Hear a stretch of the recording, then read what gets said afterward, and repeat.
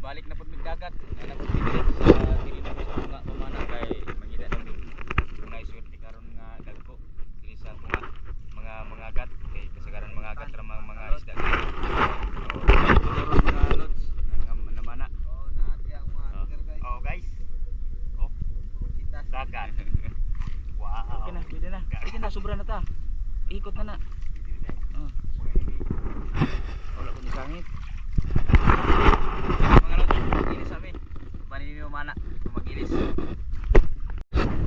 Okay mga lods, sumana mag-ilis oh. Ready to dive na ni. Mag-inaot nga. Tagaan ni migrasya nga dako-dako karon. Tara mga lods. Ito ang tubig karon oh. Okay, tara. Dive na ta. At ngayon mga lods, nandito na tayo sa malalim na area. Kanina nag-warm up ako, hindi na ako sumagad sa ilalim. Kaya dito, katapos na ako nag-warm up, nandito na tayo sa malalim na parte at maghanap ng isda kung ano ang tirahin natin. Kaya dito, padahan-dahan ako pababa mga lods. At naghintay kung ano ang lumapit na isda para pwede na ito matira.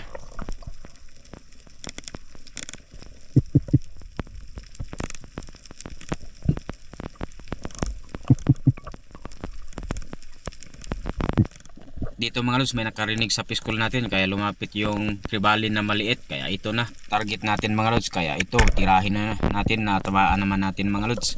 Kaya ito solve na naman pang sinabawan na ni at sinigang mga lods. Kaya ahaw na tayo sa taas para makapahinga.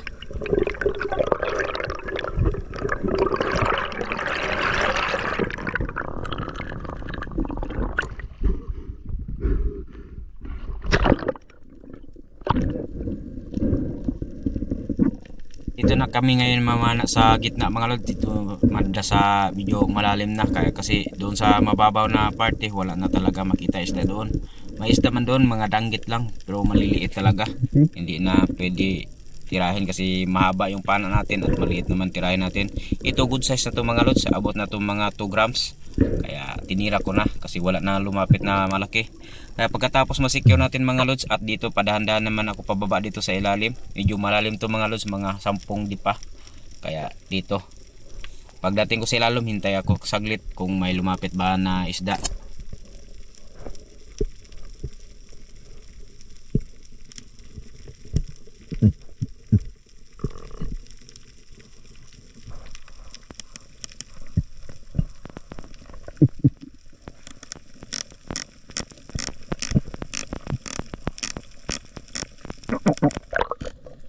Ito mga lods, pagkatapos ko mag-piskol may lumapit na mga samaral. Kaya ito ang target natin mga lods. Ayan, dahan-dahan palapit.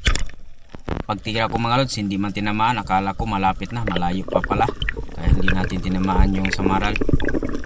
Kaya ahaw na lang tayo, move on tayo dito mga lods. At maghanap na naman tayo ng panibagong pagsisi dito sa ilalim. At magpahinga muna sa taas. Ay, layo ulit kayo.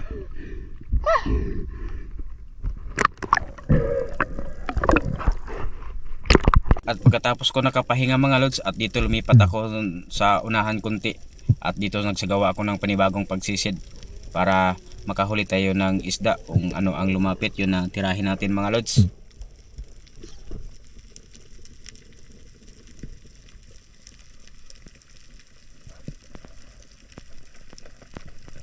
Dito mga lods, habang pababa ako dito sa ilalim, may nakita na ako sa unahan maraming ilak. Kaya hintay natin maglapit yung isa, saka natin tirahin para sakto na sa distansya. Ayun na mga lods, lumapit na yung isa. Kaya ito ang target natin. Ayun, tinamaan natin mga lods.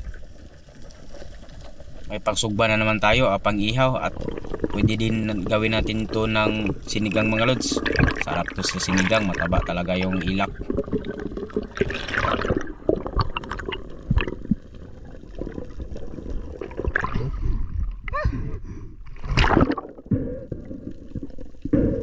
At ito na mga lods, hila-hila na natin yung ilak. Good size na to mga lods.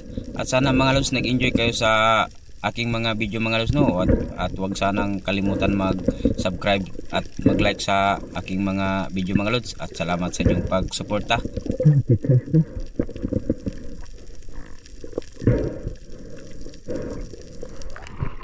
Oh. Kay ilak, dire ilak, dagan.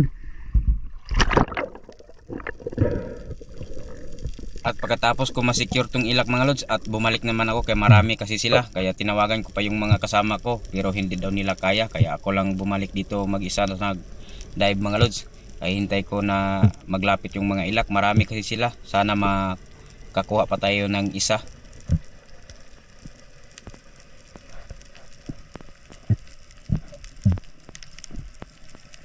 Ito mga lods, habang nakadrop ako, hindi ako nagkamali, nandito talaga sila, kaya kukuha na naman tayo ng isa mga lods.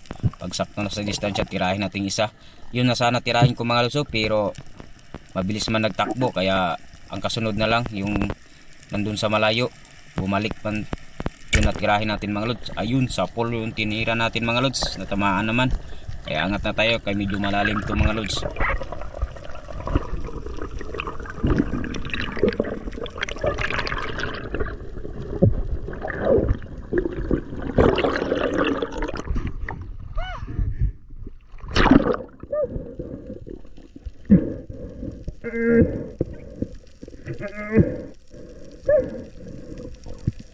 Muntik pa talaga akong maubusan ng hangin sa ilalim mga lods, buti na lang malapit na ako sa taas, kaya safe pa rin ang pagdive natin dito.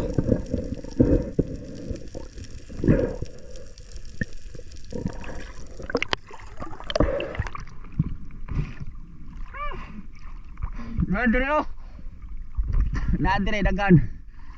At sana mga lods, huwag niyong kalimutan mag-subscribe sa ako ang mga video mga lods. Daghang salamat.